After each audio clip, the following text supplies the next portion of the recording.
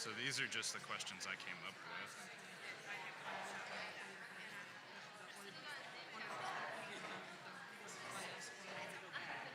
I'm familiar with these because I'm actually on his advisor.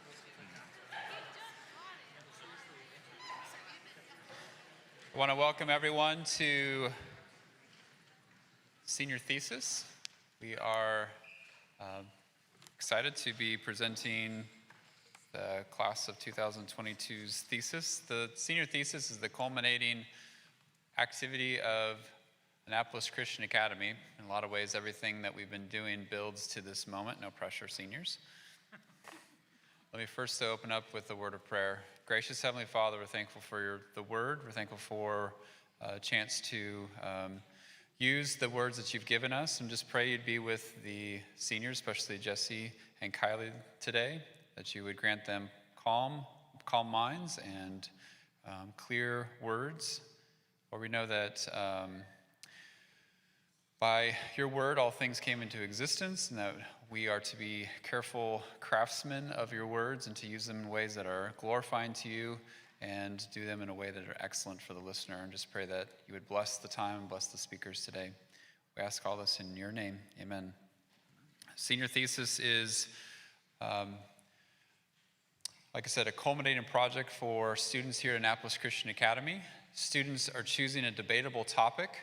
They have to put together a paper, and then from that paper come up with a 20-minute talk about it. They're using 3 classical sources, and it has to come from a biblical worldview. So it is something, again, utilizing all the skills, both logic and rhetoric, and all the different skills that they learn in all the different classes, and combining them together. From that point, once they've given that speech, then it's a 5-minute defense against our 3 judges, and let me introduce them.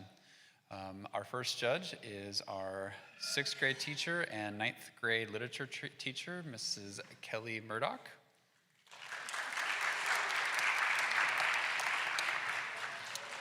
And our next judge is our math teacher and also a senior physics teacher, Mr. Michael Smith.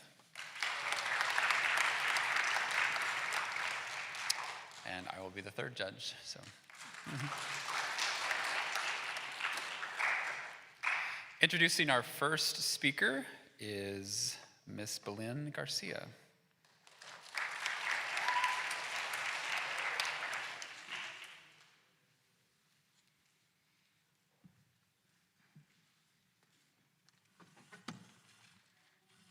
Hi, my name is Belen Garcia, and I'm a sophomore here at Annapolis. I'm honored to be introducing a very special senior who has proven to be like a big sister to me, from taking me home after school to being a leader on the volleyball court.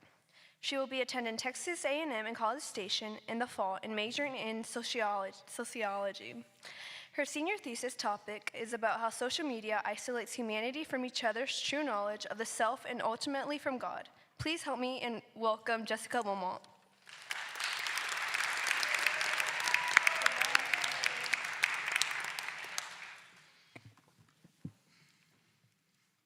If you were to open your phone right now, how many apps do you have? How many hours of screen time do you have? How many notifications do you have unopened? How much control does the tiny computer in your pocket really have over your daily life? Phones are a constant in the modern age. Big tech companies like Apple make billions of dollars by releasing iPhones alone. This company sells watches, headphones, iPads, AirPods, and computers. More than 50% of Apple's revenue is their iPhones. So what's all the fuss about iPhones? The use of iPhones, or just phones in general, is almost limitless. You can do a lot of things with that phone, just like a computer, but this one is portable and fits into your pocket. One major use of phones is social networking or social media. Social media is all around us in our contemporary age of technology. People are constantly checking updates on social media to get the latest news or information. More and more studies are showing interest in the effects social media has on young teens and even adults. The Netflix documentary and drama, The Social Dilemma, raises the issues of social media and social apps affecting everyday decisions and relationships. Though there are many great quotes from this documentary, a few stood out now more than ever. With big tech companies like Apple raking in billions of dollars every year, Why is it that people are so willing to spend their hard-earned money on a new updated phone every year? The answer is that we've been conditioned to expect a big new release of something, and owning that new release will show others around us our importance and our rising social status. This is an explicit manipulation of the human mind and human nature. As Jaron Lanier, a virtual reality pioneer, says in The Social Dilemma, we've created a world in which online connection has become primary, especially for younger generations. And yet, in that world, anytime two people connect, the only way it's financed is through a sneaky third person who's paying to manipulate those two people. So we've created an entire global generation of people who are raised within a context with the very meaning of communication, the very meaning of culture, is manipulation. In light of this alarming trend in modern tech, this thesis will raise awareness on the dangers of social media for your relationships with others, with yourself, and ultimately with God. Social media impacts humans in vastly different ways, but the common effects are isolation, narcissism, lack of community causing social anxiety, and loss of faith. In order to demonstrate my point, we will focus on Facebook and Instagram. To understand the severity of social media, we will begin with Facebook. With the creation of Facebook in February 2004, social networking became extremely popular. The early history of Facebook is not impressive.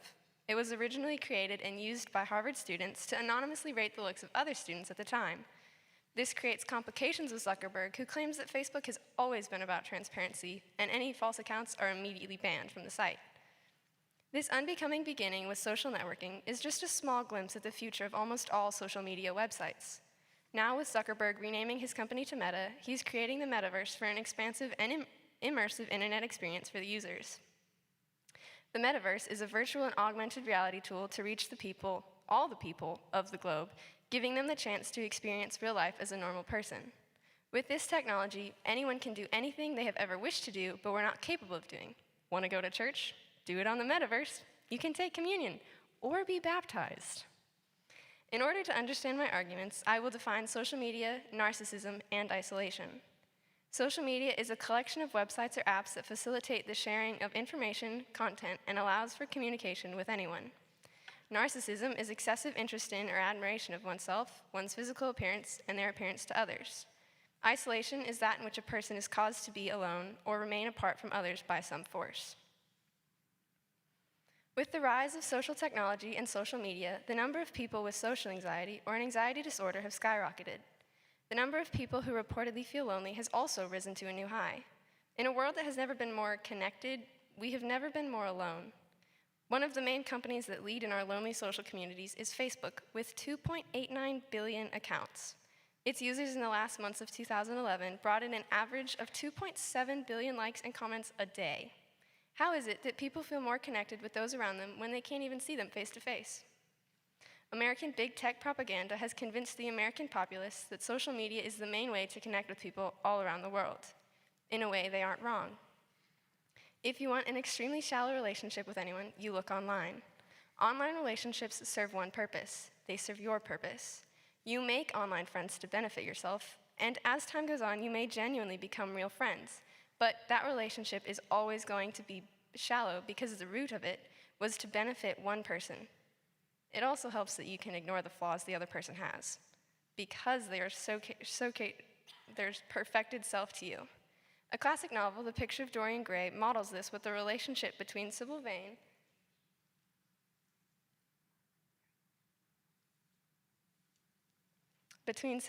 and Dorian Gray. Dorian meets an actress, Sybil Vane, and falls in love with her as she plays the characters on stage. He only loves her as an actress, and when he gets to know her as a person, off the stage, he is disappointed and refuses to marry her. This shallow love for Sybil Vane is a perfect reflection of social media relationships. The book is also a perfect example of hiding oneself to maintain a certain image. Dorian is a young man who is uncorrupted by society. One of his friends, a painter, gives him a portrait of his own reflection. Dorian becomes enamored by his own portrait and wishes to always look young and beautiful. As he participates in society more and more, sinning more and more, his portrait becomes uglier and uglier while his face remains young and beautiful. As the book progresses, the reader realizes the portrait is the true version of Dorian Gray, while the physical appearance of Dorian is a facade and reflects his best to those around him. This is reminiscent of online friendships. You are hiding behind a screen in order to share another or an authentic version of yourself. The relationships people are building through social media are often shallower than interpersonal relationships because of this one-sided benefit. Humans require community, such as family, social groups, and close friends, in order to function properly. This is common knowledge and seemingly unnecessary for me to acknowledge. The screen one uses to interact with all the people of the world cuts out the personal social groups and ruins our ability to communicate without a screen.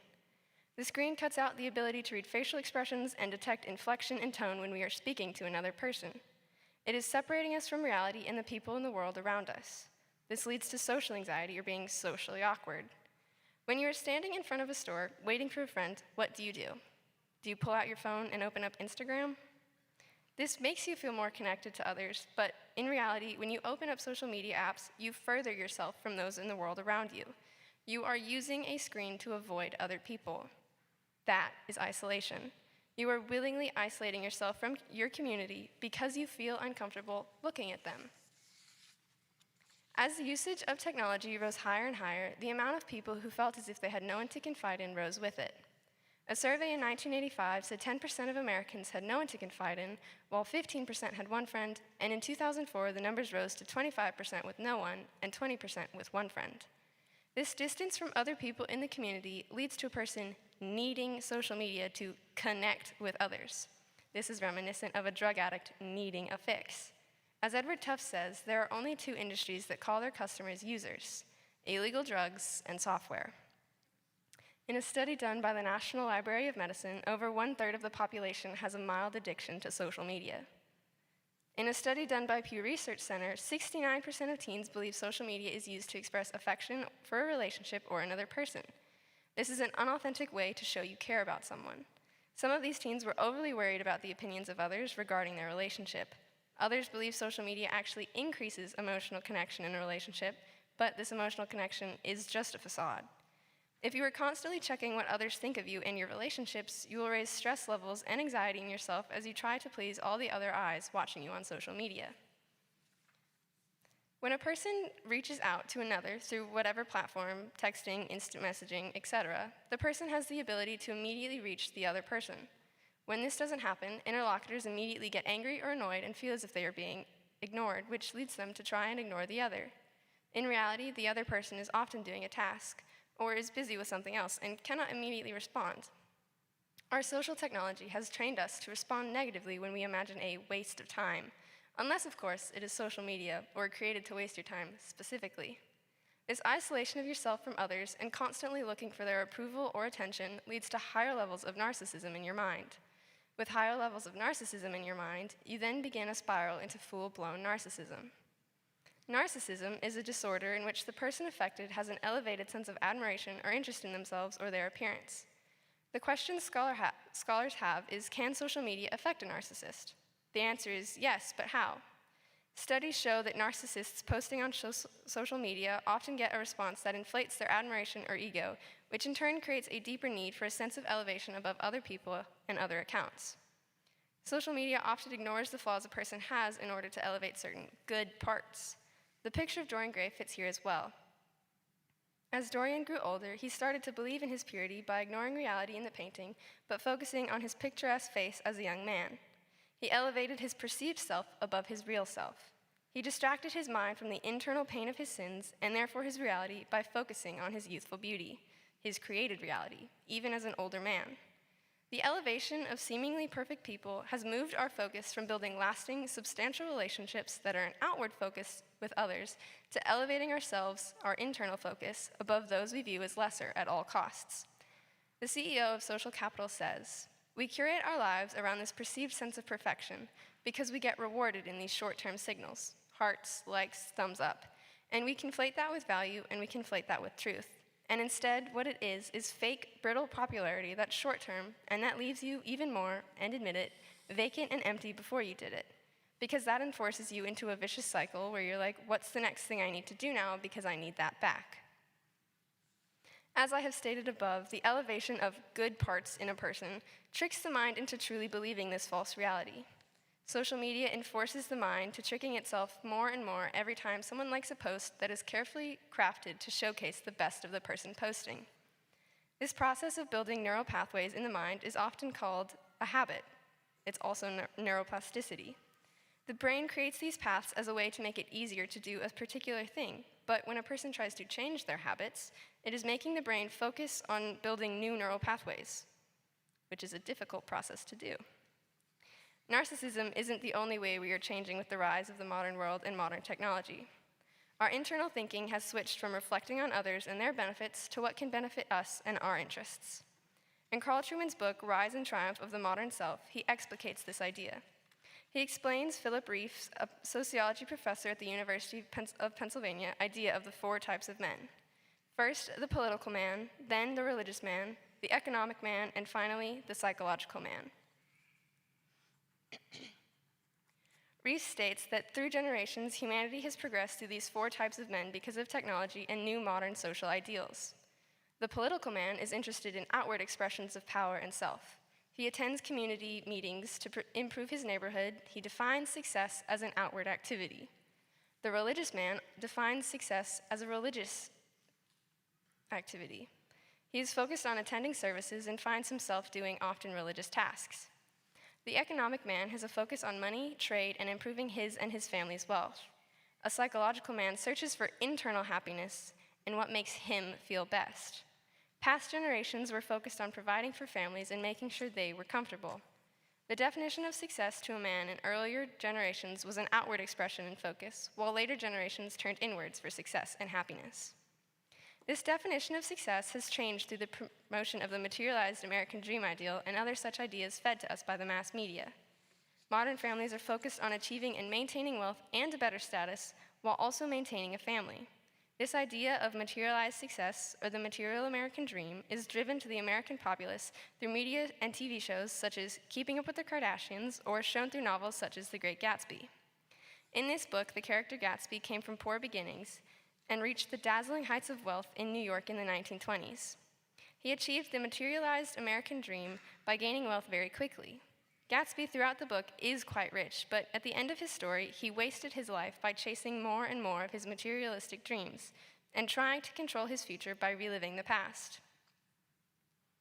Achieving the material American dream isolates a person from reality and makes them focus on maintaining themselves as they were in the past. The focus on the past is the root of beginnings of narcissism. Pascal says in his 47th Pensée, "Thus, we never actually live, but hope to live, and since we are always planning to be happy, it is inevitable that we should never be so." True happiness cannot be achieved by looking to the past and our imperfect selves. We must look forward to Christ and the future for our true happiness.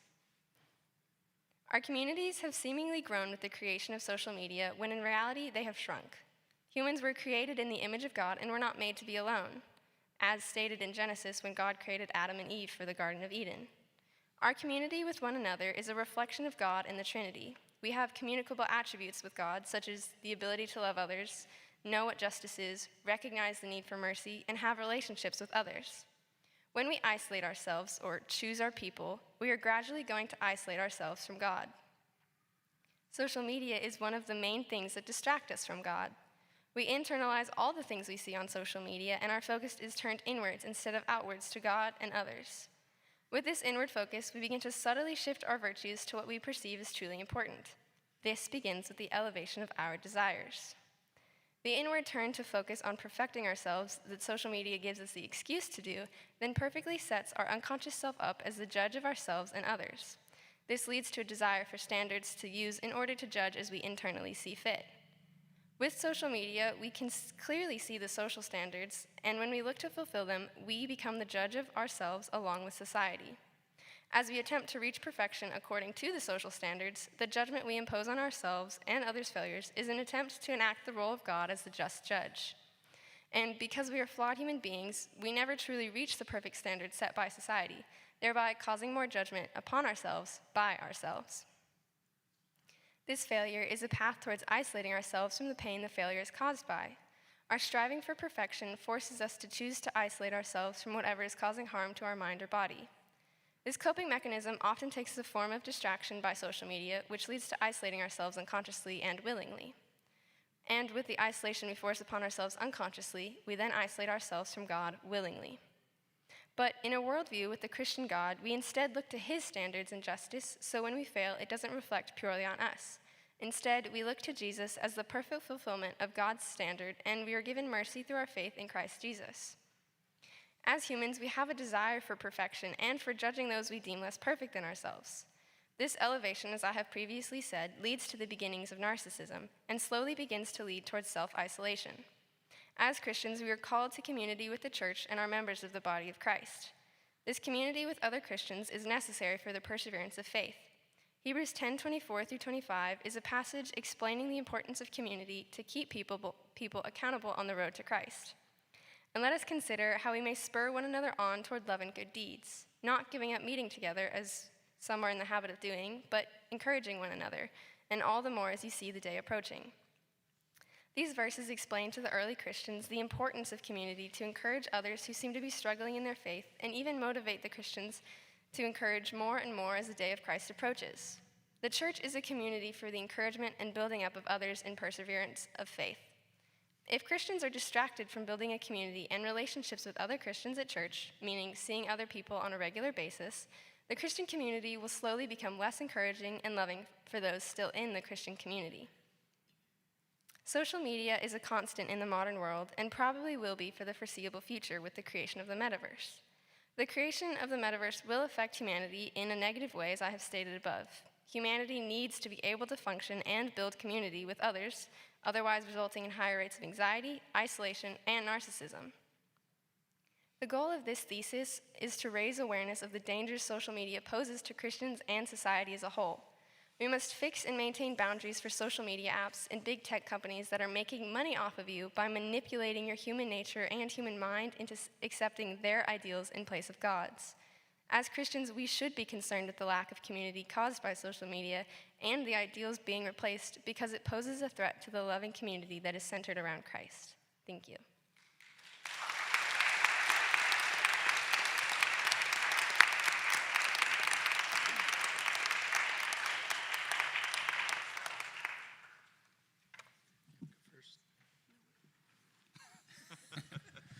Well done, Jesse. Thank you. I felt guilty the whole time because I have a phone out in front of me the whole time. So thank you for making me feel very guilty. So my first question is, historically, when innovation happens to societies or civilizations, there's an adjustment period for the people to kind of catch up with innovation. So, and also just the innovation itself just has to kind of catch up. So like when cars were first invented, they were clunky, and now we've got them to be more efficient. Is it just a matter that we as people just need to learn to adjust, and innovation just needs to kind of get fine-tuned so that all the negative side effects can kind of get worked out, and then as just a society we can successfully and healthfully integrate all this technology into our lives? We just need to kind of work through things, and this is actually, once we get through this trial period, it'll eventually be a kind of a healthy marriage between technology and humanity. With the creation of cars, there was a lot of danger, and so people were made aware of the dangers that were posed with cars. So when people fixed them, they were in a much faster pace of fixing the cars, so less people died. So with social media, we should be aware of the dangers that are being posed to us as a society, but with enough work and boundaries set, the social media will be a good marriage of technology and communication, but today, so far, it is not the best marriage. So you think that if humanity keeps pursuing more and more technology, and technology keeps being more and more innovative, that's going to be a healthy kind of I wouldn't movement for necessarily civilization? say healthy for civilization, but if that is the way civilization goes, humanity will adapt. Whether good or bad, I can't really say, because that's the future, and I don't know. Sure. Is there a way that society, there's a lot of dangers, and maybe that those dangers are always going to be apparent, and that maybe as a society we do need to halt the brakes on it. Is there a way that we as the church could walk things back to where where it is more of a face-to-face, kind of a Mayberry kind of feel, where we're sitting on the front porch and talking to each other and waving at neighbors? I mean, because you talked about a lot of isolation. As a church, is there a way for that community to kind of walk things back? What are some like specific things they could do to kind of bring back more of the face-to-face, more of the person-to-person interaction that we're losing with technology? With the pandemic, a lot of churches went online. So with the decrease in COVID cases, the ability to open your church again and have more people would be a wonderful way to get less isolation. And with social media, it's less drastic than COVID, but having events for your church, having people gather together and making sure they know that they are welcome to the church, no matter what kind of life they're living, I think would be a wonderful way to kind of combat the social media rise. Thank you. Thank you. Good job, Jesse. Thank you. So, my first question, just framing it, is that God's concern is the heart of man, as we see all over Scripture.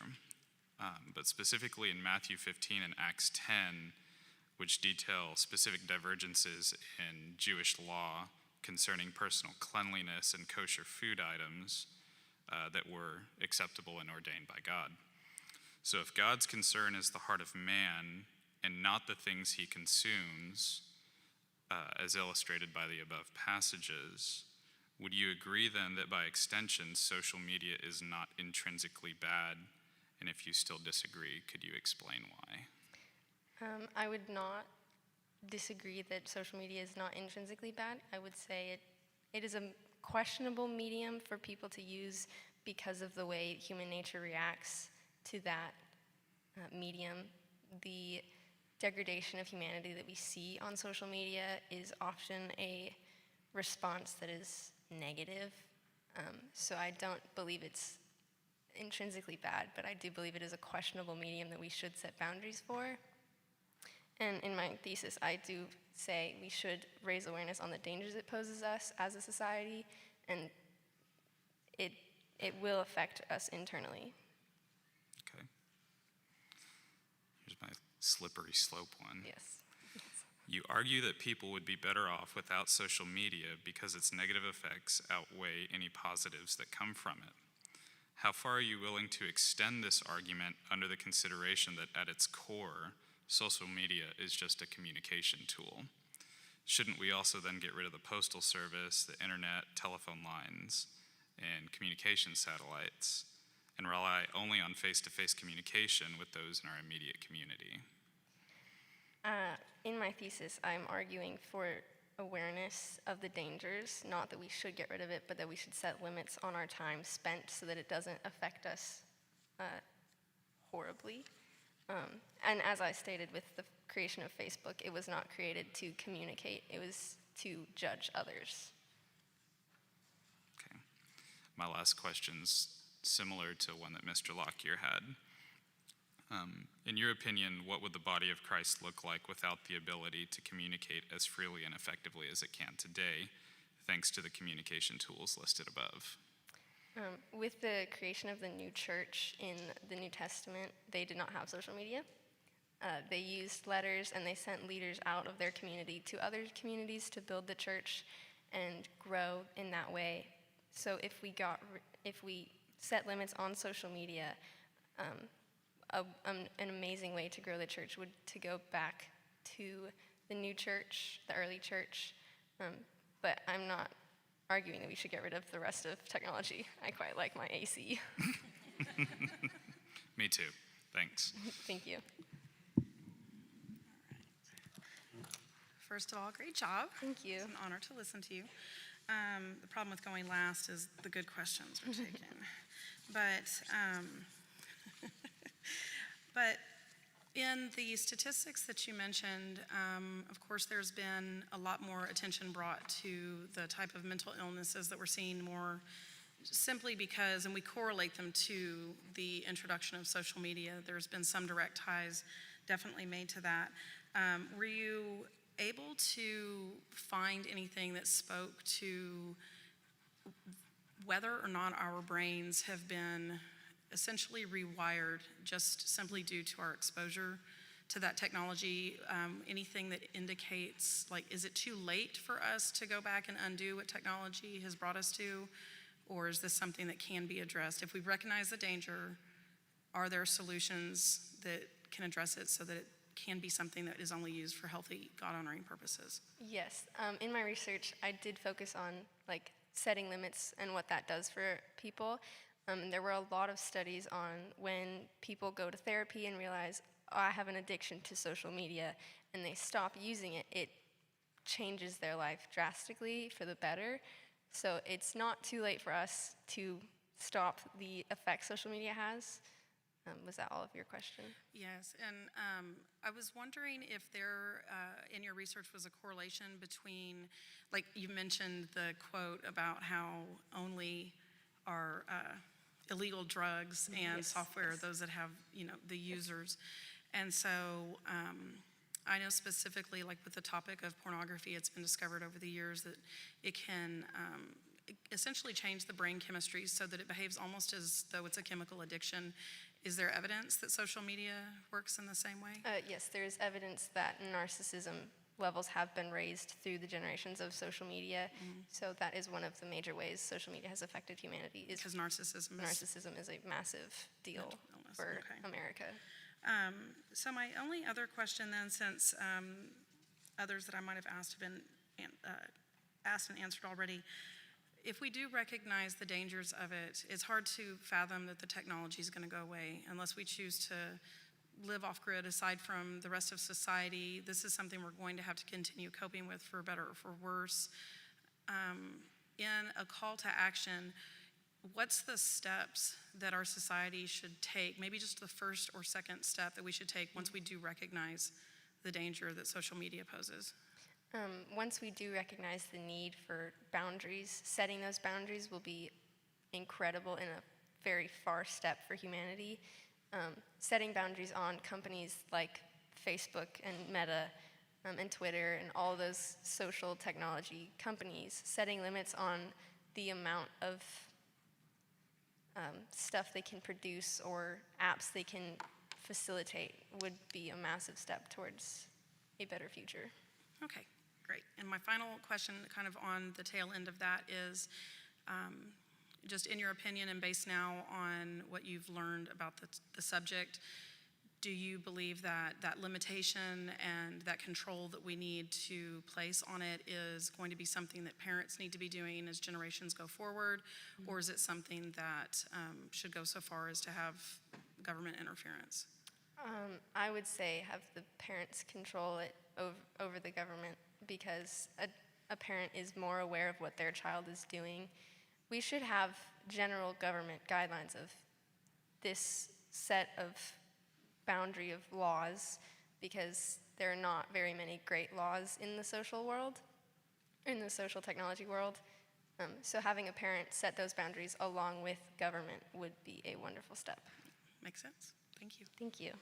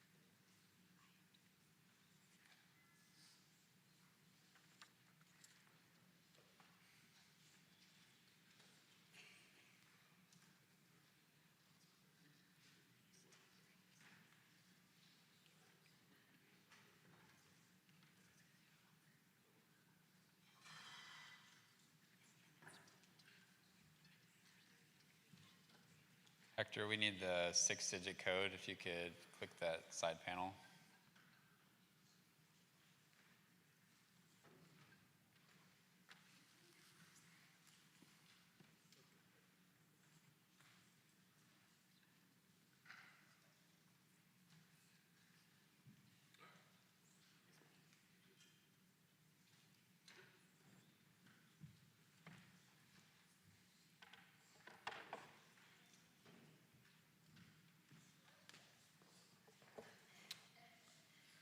Introducing our second speaker is Miss Allie Allen.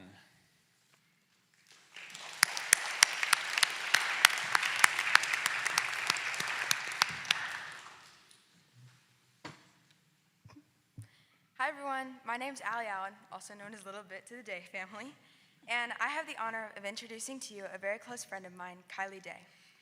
I was very nervous before coming up here, but I just remembered what Kylie told me at the beginning of my first varsity volleyball game. She gave me a hug and said, "Just breathe, smile, it's going to be okay." This is an example that it doesn't matter where Kylie is, whether it's on the volleyball court, the track, or in the classroom. Kylie is a natural-born leader, and she has the titles of captain and valedictorian to prove it. Kylie has been accepted into Texas A&M University and will be majoring in ecology and conservation biology. Today, she will be discussing the benefits of space travel and how they relate to the Bible. Please join me in welcoming Kylie Day to the stage.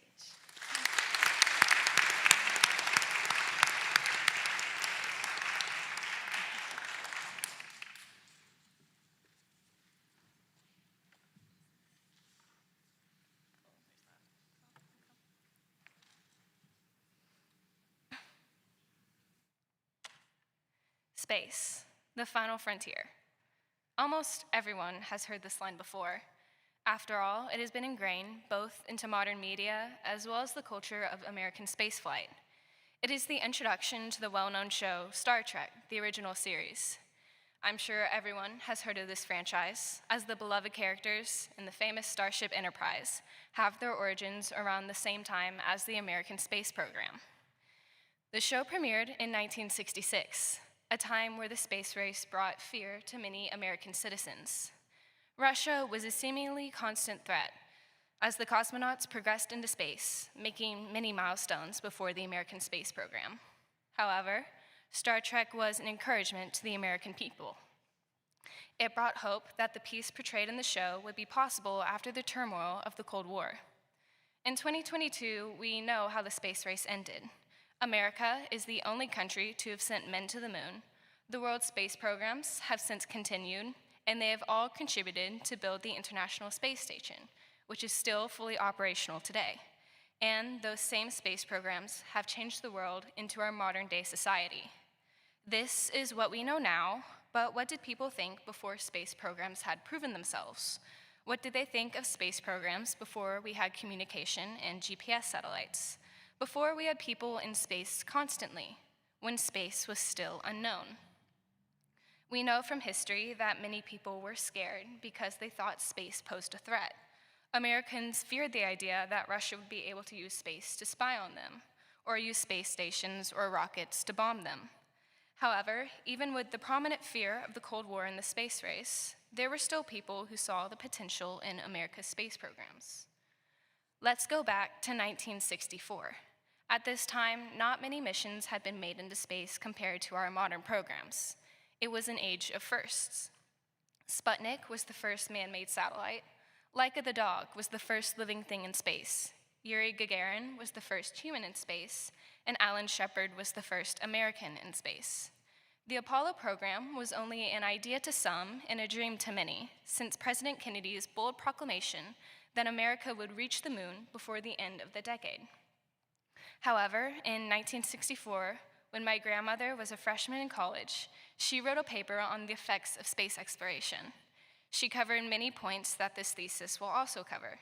She asked whether space travel aligns with God's commands, how our exploits into space travel are similar to the innovators of the past, like the explorers who discovered the New World, and, of course, the potential benefits that space travel could provide to the world, like communication satellites, and even potential health benefits astronauts would discover. Of course, not all of our hypotheses have been correct. There are no human colonies on other planets, and those health benefits were not found from materials on the moon, but from the zero-gravity environment of the International Space Station. She ended her paper with this: "Certainly, no one can foretell these things, but space exploration offers so much for man to find. Surely, even if we do not belong on the moon, that is for us to find out. Surely, in the 60 years humans have been exploring space, we have found signs that we do, in fact, deserve to be there. Haven't benefits and technologies that have been derived from our space programs shown that humanity has a place among the stars?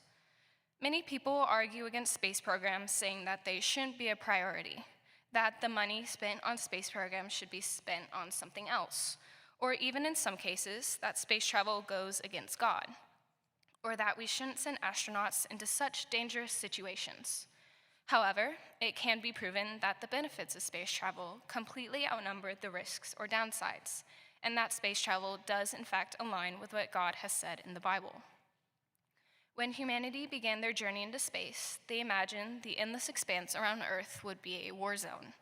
The space race, the event that made space travel a priority instead of a mere idea, was between America and Russia, two earthly superpowers trying to constantly one-up the other in terms of their ability to get both humans and weapons into space so that they could be used in this new theater of war. However, as time continued and the two nations shook hands between their respective Apollo and Soyuz capsules, space travel began to look different. Ballistic missiles began to shift to rockets and space shuttles that could carry humans and supplies miles above Earth to a collaborative space station. When the first rocket left Earth's atmosphere, the team back on the ground had no idea the impacts it would have on modern-day society. Today, we depend not only on Earth-orbiting satellites, but also on technologies that have been innovated through our space programs. These technologies, called spin-offs, are often developed with assistance from NASA for one of their missions in space, and then they are used as a base for another technology that can be used here on Earth. One well-known example is something that can be found in almost every modern home: memory foam. Also known as temper foam, it was originally used as crash padding in airplanes and the Apollo capsules, but has since been incorporated into a material that is commonly seen in bed mattresses, pillows, sports equipment, and prosthetics. There are also medical advancements that have been made with the assistance of NASA in their range of technologies. For example, the LVAD heart pump used to stabilize patients with heart issues was based on space shuttle engines. To get to the point, NASA's achievements have led to these spin-off technologies that we now use in our daily lives. A few more examples include freeze-drying technology that was developed for the long journeys of the Apollo program, water purification systems, which are used both on the International Space Station as well as here on Earth, and even fire-resistant materials and technologies that now help modern firefighters protect their communities, but were first used for the heat shields that protected space capsules from the fiery re-entry into the atmosphere. All it takes is a problem in need of solving, and an individual to look at a piece of technology in a different light, leading to some new innovation that can help people and change their lives for the better. However, this is an expensive process. Most people look at space programs like NASA and think that they do not do enough for the expenses to be justified. They push for these companies to become privately funded instead of being a part of the governmental budget. They ask, why should taxpayers be forced to pay for something that doesn't directly benefit them? First, as already stated, there are direct benefits seen in the large amount of spin-off technologies that have been produced. In addition, if they were to look at the budget, they would see that in reality, NASA receives only 0.5% of the $4.5 trillion federal budget. Not only does NASA cost the average taxpayer around half of a penny for every dollar, it also contributes an incredible amount to the economy. John Glenn, the third American in space, commented that, for every dollar spent, the economy gains 7 back. And over 50 years later, he still proves to be correct. In 2005, the Space Foundation found that space-related projects contributed around $180 billion, about 8 times the agency's budget, back to the economy. Expanding on this, NASA isn't working in the space economy alone. The agency commissions other private companies to build portions of their rockets or crew capsules, or it works with private companies like SpaceX, who not only build components for NASA projects, but have also built and successfully flown their own rockets into space. When companies like SpaceX begin to take the lead on transporting astronauts and commercial passengers to the International Space Station, and eventually produce their own space stations for low Earth orbit, this gives NASA an opportunity to turn their attention to further reaching goals. For example, in the near future, they would be able to focus more on their Artemis program and returning astronauts to the moon, instead of having to split their attention between multiple programs running at the same time. When NASA's economic advances are proven, there are no doubts of how it benefits society. Without our space programs, we would not have nearly as many modern technologies or luxuries as we do today. Our advancements would have come much slower without our space programs, as there would be no satellites, no internet, no spin-off technologies, etc.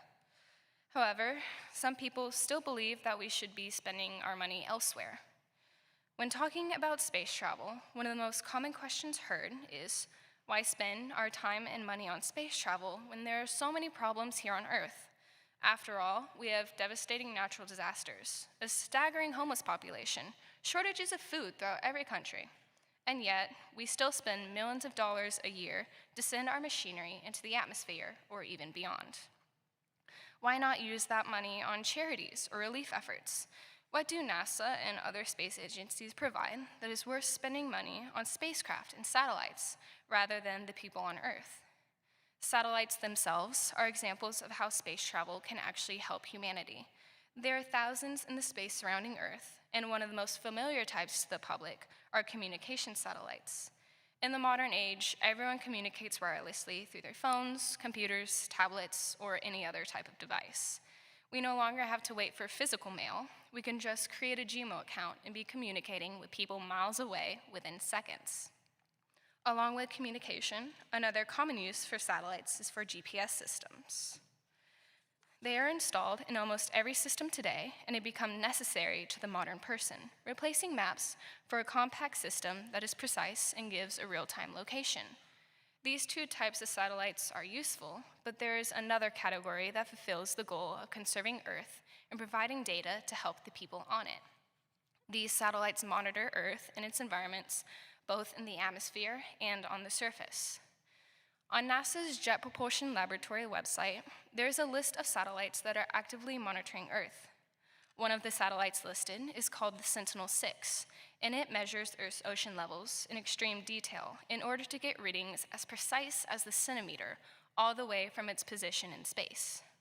As the measurements are taken, that information can be used to track ocean currents, which carry heat throughout the ocean, therefore impacting our weather patterns. This information is used to predict floods and rising sea levels that could potentially endanger coastal cities. Another satellite, called SMAP, or Soil Moisture Active Passive, measures the moisture levels of Earth's soil within the span of about 3 days, helping us to study and gather data on how the water cycle affects the climate and environment. With this data, we can better predict floods and droughts, improve our weather forecast, and predict crop productivity. Continuing to focus on the soil moisture satellite, there are some numbers to present that explain why investing in satellites is much more efficient than just handing money out to help people. The research and process of building SMAP and sending it into space cost about $900 million, and that is a lot of money.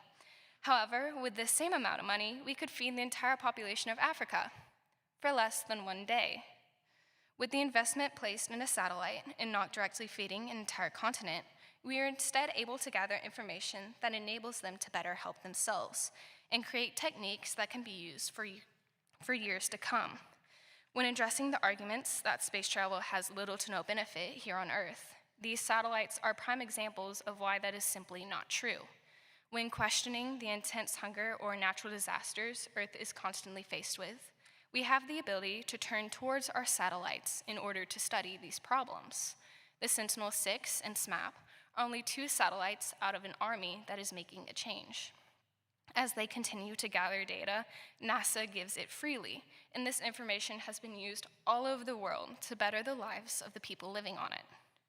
The space program was also the main contributing factor for the fast progression of the power of modern technology, especially the computer.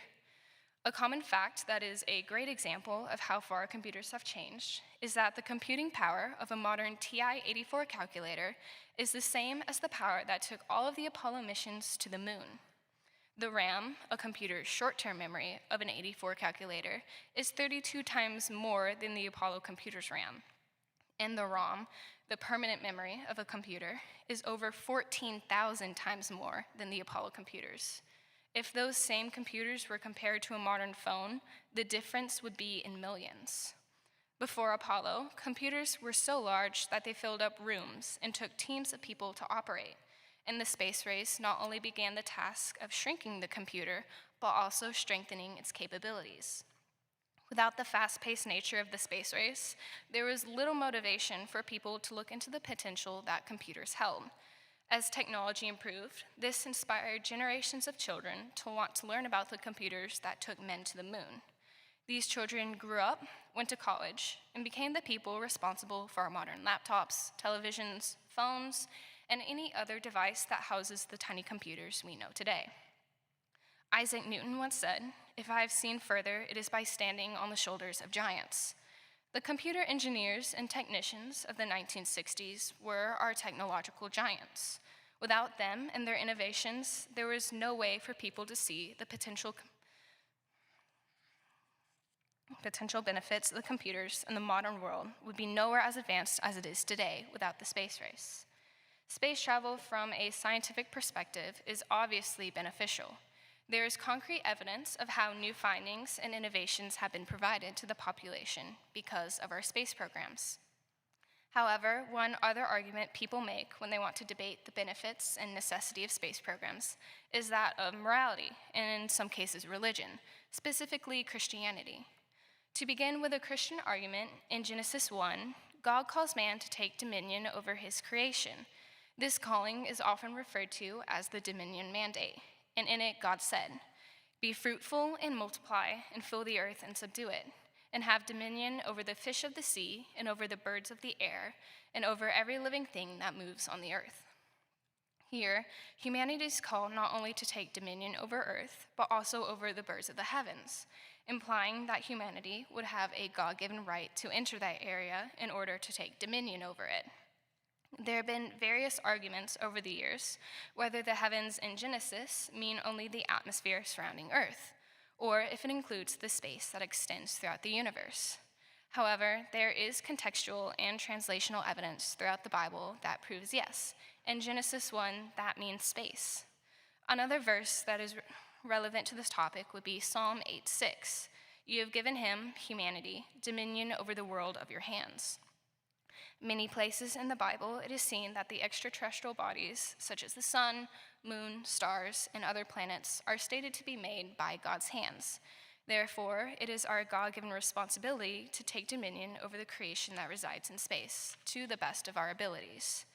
Along with the dominion mandate, we have also been told in the Bible that through experiencing nature and God's creation, we are able to get closer to him. Many people say that they are able to best experience God when they are in his creation, which, as stated previously, includes space and the extraterrestrial bodies in space. So, in the case of astronauts, many of them have said that their experience in space has improved their relationship with God because they're able to better comprehend his creation. John Glenn, on his second space flight on the Discovery shuttle, said, "To look out at this kind of creation and not believe in God is to me impossible. It just strengthens my faith." Although not everyone is able to experience nature or space like astronauts, the photos and videos they bring back to Earth is enough for us to understand it. Every photo of space, whether it's from a telescope or a man on the moon, tells us of God's might. Now, some ask if it is moral for scientists, engineers, and companies to send people into space aboard potentially faulty aircraft strapped on top of a controlled explosion. We must first acknowledge that they are aware of these potential dangers. The men and women on every space capsule, shuttle, and even the space station are well aware that anything can happen, and that could possibly mean something drastic.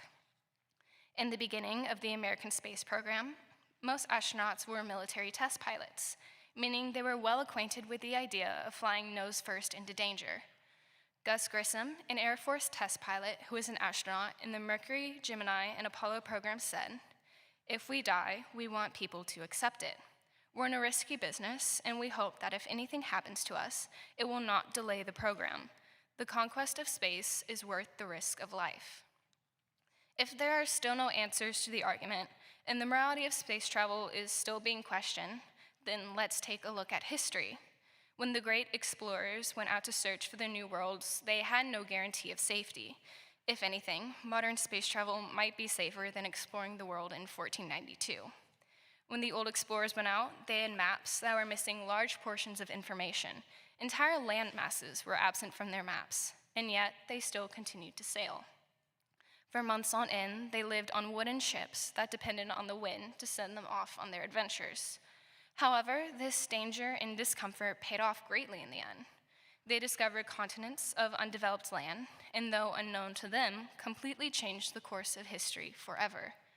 In his book, Out of the Silent Planet, C.S. Lewis said, "And I say this also, I do not think the forest would be so bright, nor the water so warm, nor love so sweet, if there was no danger in the lakes." Space is our lake.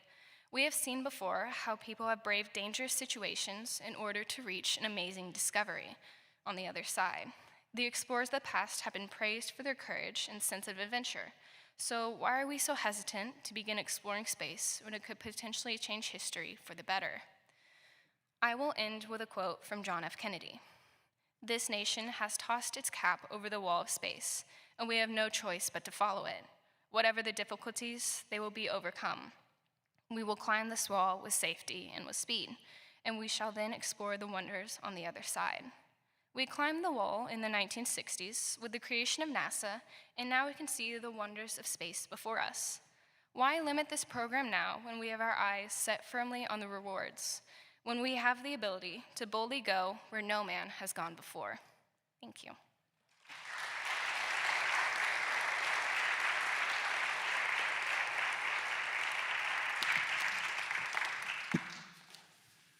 On a scale of 1 to 10, how scary was that? Oh, Good job. Really well done, Kylie. thank you. You mentioned in your thesis that humans deserve to be there in space, and that there's a dominion mandate. Though it seems like every place that we go and explore, we bring sin and exploitation and destruction with us. Wouldn't it be better just to leave space alone and just let us enjoy it from a distance, from a telescope? I believe that same argument could have been made in the 1400s when they were exploring for the New World. We had no idea what we would bring with us. So in the context of the Dominion Mandate, that includes taking dominion over the entirety of the world, even if we do bring sin, because we are a fallen people. It will, no matter where we go, will bring sin, unfortunately. So we must also bring with us the glory of God. When the space race was at its height, as far as money and interest, it had to do with military and competition. Yes. Now, it seems like the space is about cooperation and let's be friends. Wouldn't it benefit the space race to go back to more of a militaristic focus? So, in some terms, we still are focused on military because of the, Space Force that has been newly created in the military. We still are looking at space at a militaristic viewpoint. It's just not as intense as it was during the space race. What do you think about kind of the next phase of the space race, or the use of space in regards to being more commercial where it's more of like for pleasure or for just enjoyment and thrill? Like, do you think that's a good direction the space program should be going? It's not quite the space programs that are heading that way. NASA is still very much science-based. So with the private companies like SpaceX and Boeing, they are commercially based, as you said. And I believe it is beneficial because it will bring our attention closer to space, so people will be thinking about it more often, and therefore will also have the ability to think scientifically about it. Thank you. Good job, Kylie. Thank you. So, in one part of your thesis, you reference that modern technology has become commonplace, things like cell phones and computers, and that they rely on satellites to establish their interconnectivity. However, the internet relies more on cellular networks and copper and fiber optic lines for connectivity, not satellites. And satellite phones and TV and internet are notoriously slow and have spotty connectivity due to atmospheric conditions and space weather conditions and just the sheer distance, despite being an otherwise well-developed technology. So how would you respond to that? We must first acknowledge that satellite technology, when it was in its prime, was one of the only ways to communicate and keep up with technology. And now that we have modern phones, it is less in use, but is still important.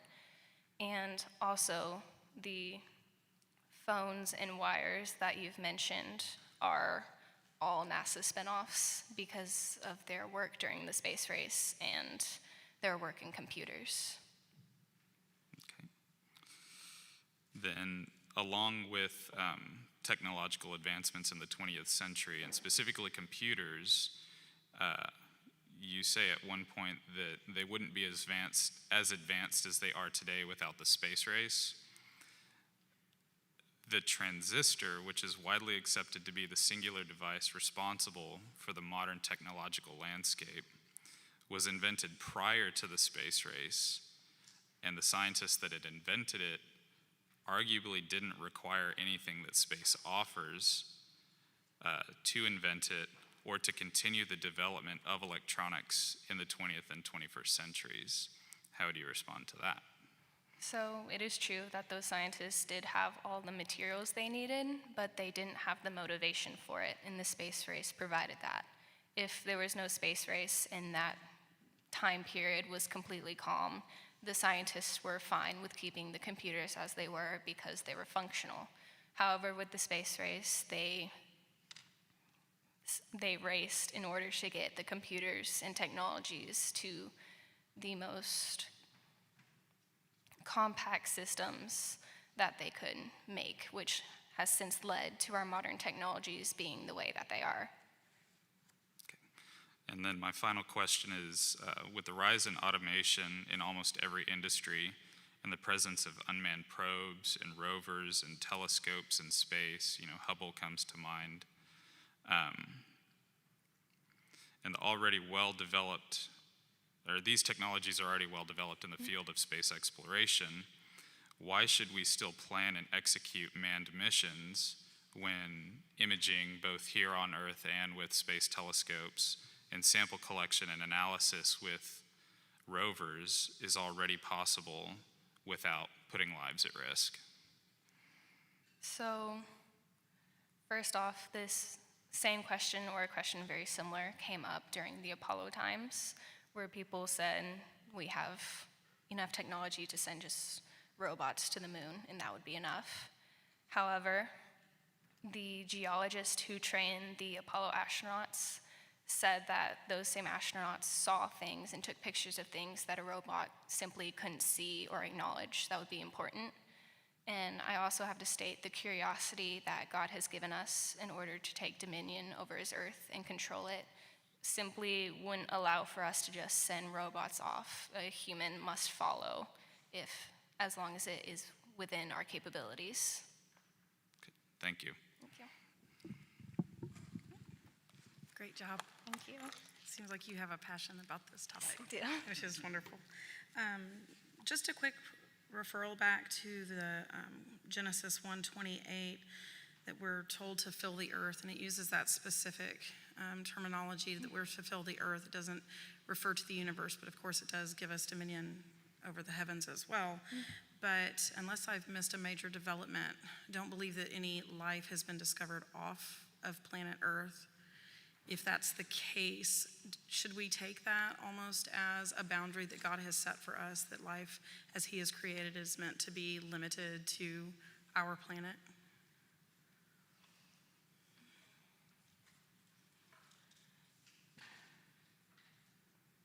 We could take it that way, that is possible.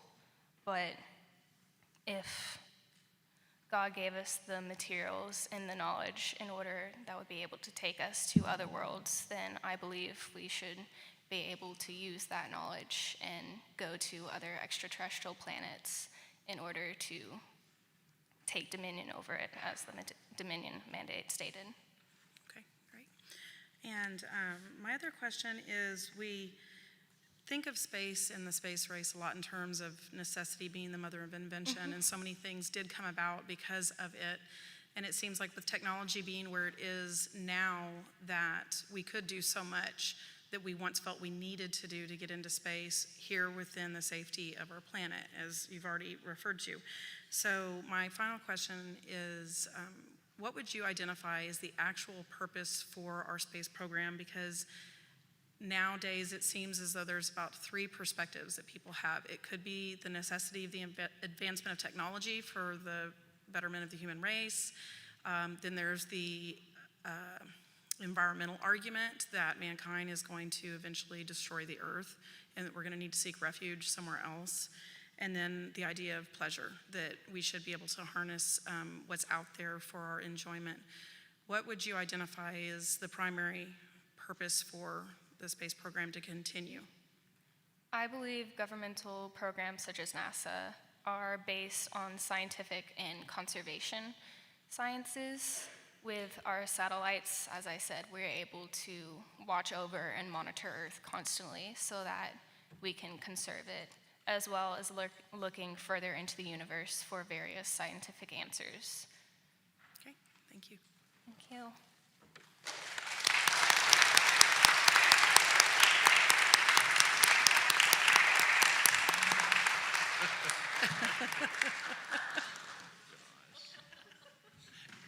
That's funny. Thank you, Kylie. This concludes our first day of senior thesis. We will see you here again tomorrow at about 10 o'clock. So see everyone tomorrow. So well done.